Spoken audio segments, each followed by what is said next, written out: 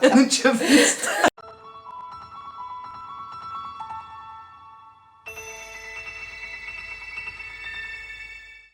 O vídeo de hoje chama Como pequenos comentários podem gerar grandes retrocessos.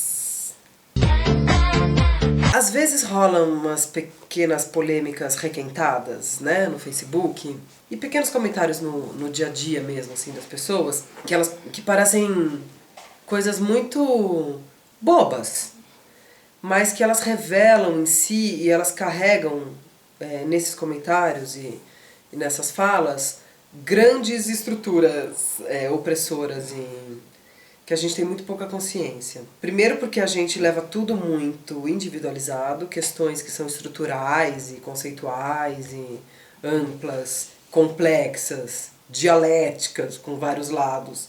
A gente acha que é só uma questão do que eu quero fazer ou não. E segundo, porque a gente não lê e não estuda antes de sair comentando, né? Vou dar 2 exemplos hoje. Exemplos polêmicos de debates que rolam e de coisas que eu tenho que ler e depois que eu leio eu não consigo desler. E fico irritada, com gastrite, puta da vida, querendo tirar a calcinha pela cabeça. Os eventos singulares, por exemplo, o que aconteceu num ônibus no sul do Brasil, ele não se encerra em si mesmo, ele não se encerra na relação entre indivíduos. Eventos singulares, na verdade, são a manifestação concreta de formas de pensamento, de formações ideológicas e tudo. Então, se você não consegue analisar um evento para além dele mesmo, certamente você está incorrendo num erro argumentativo. Né? Vamos dar 2 exemplos assim para ficar mais claros e tentar puxar desses exemplos os conceitos que tem por trás disso. Primeiro, vamos falar da questão do turbante. Que o problema não é o turbante. Ninguém está dizendo que você pode ou não pode fazer. Pode usar turbante. Por mim, você pode usar turbante na ponta do seu dedo. Usa turbante. Põe vários turbantinhos assim, ó, um em cada dedo. A questão não é essa.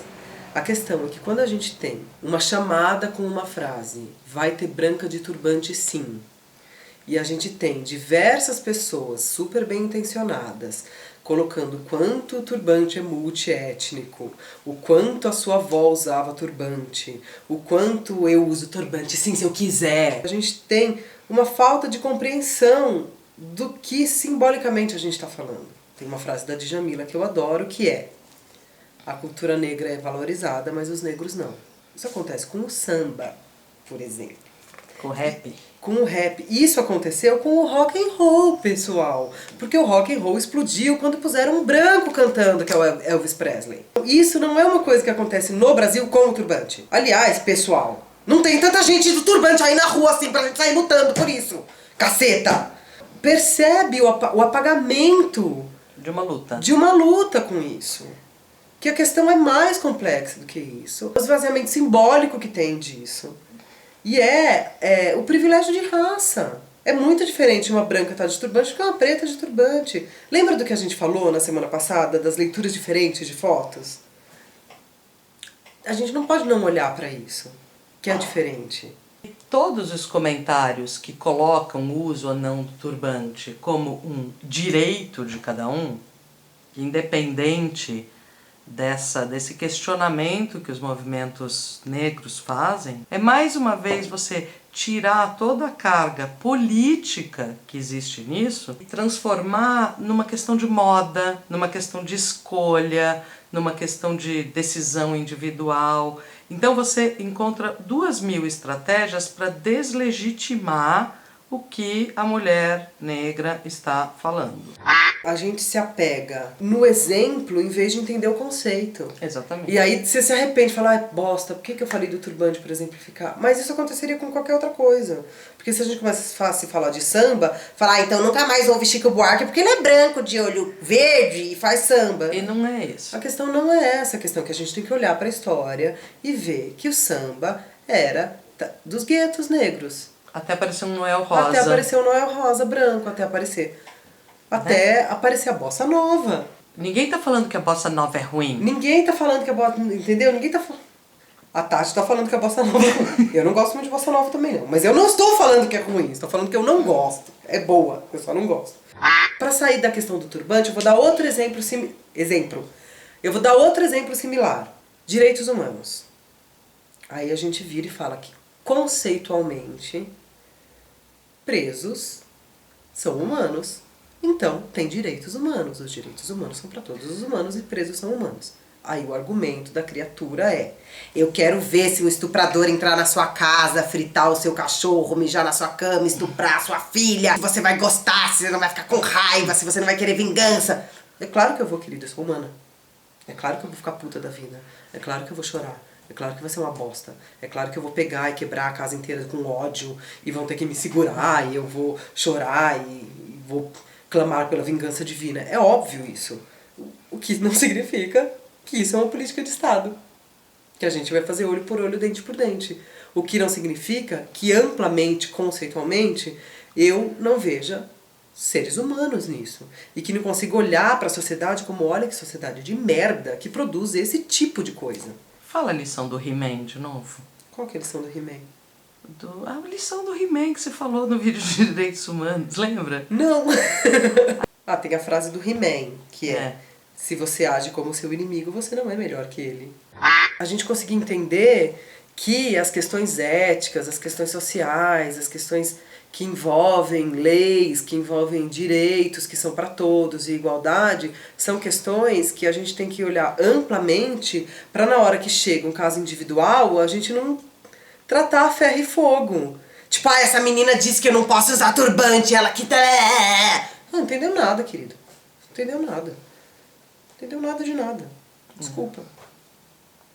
Sendo nós humanos, o nosso primeiro impulso é sempre trazer essas questões para um campo pessoal, achar que aquilo está sendo dito sobre a gente e ignorar todas as questões estruturais, de classe, de etnia ou de Estado, questões de Estado, no caso dos direitos humanos. A luta do seu direito individual é maior que a luta contra uma opressão em cima de uma etnia inteira, em cima de uma classe inteira, em cima de um gênero inteiro.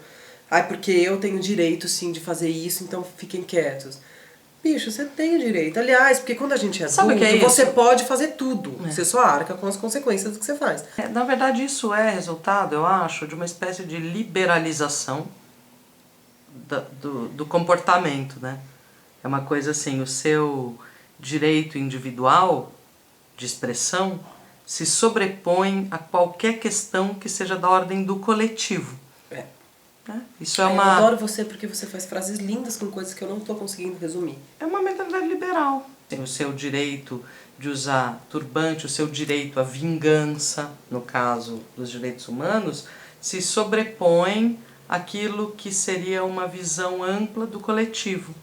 Uma visão ampla do que é opressão, uma visão ampla do que é o humano e o que é o encarceramento, o que é a justiça, o que é punição. Tudo isso acaba se tornando uma espécie de microética individual. Se aplica conceitos de liberdade de mercado para o mundo das relações humanas, né?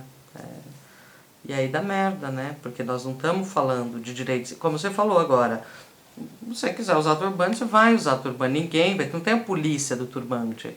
Podem acontecer embates individuais, mas na maior parte dos casos não vai acontecer. Né? O problema é você silenciar, você, de novo, apagar uma questão que é de grupo, uma questão coletiva. Da mesma forma que você discutir direitos humanos sob o ponto de vista de eu fui assaltado e queria matar as pessoas, não pode virar uma questão do Estado. Né? É meio elementar para mim isso, né? Que você não pode analisar os fatos sob uma ótica da sua única perspectiva pessoal, porque o mundo não funciona desse jeito, né? O mundo não é um agrupamento de individualidades. A gente vive em grupo, né? E a gente tem locais e formações sociais das quais a gente fala. Então, não sou eu, né? Sou eu como mulher, sou eu como professora, sou eu como trabalhadora, sou eu como classe média, sou eu como eu. Não existe o eu como eu. Eu não decido o que eu sou o tempo inteiro. Para algumas coisas, sim. Mas eu nem sempre decido o que eu sou. Eu sou também aquilo que me rodeia, né? Eu sou também aquilo que me forma, eu sou também aquilo que eu consigo ler, aquilo que eu consigo compreender. Né? Eu não posso acordar um dia e falar, nossa, hoje eu estou me sentindo rica, então eu sou rica. Não vou entrar naquela questão. Nossa, hoje eu acordei me sentindo negra, então eu sou negra. Não sou, né?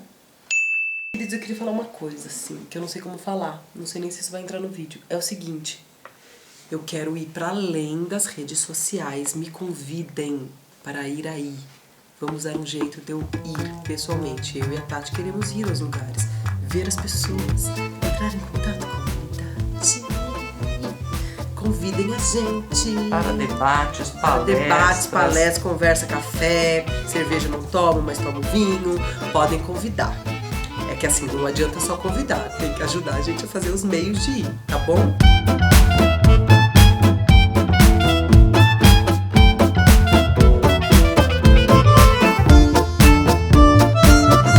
Então, um dos meios da gente continuar fazendo o canal também é o Padrim, cujo link está aqui. Começa em R$1, você contribui todo mês e ajuda a gente a conseguir fazer esses links de pensar o mundo. Não só individualmente, mas como uma coletividade. Queria que todos vissem isso, que a minha cabeça ficou na frente. Frida dança com Frida. Esquizofrenia pura.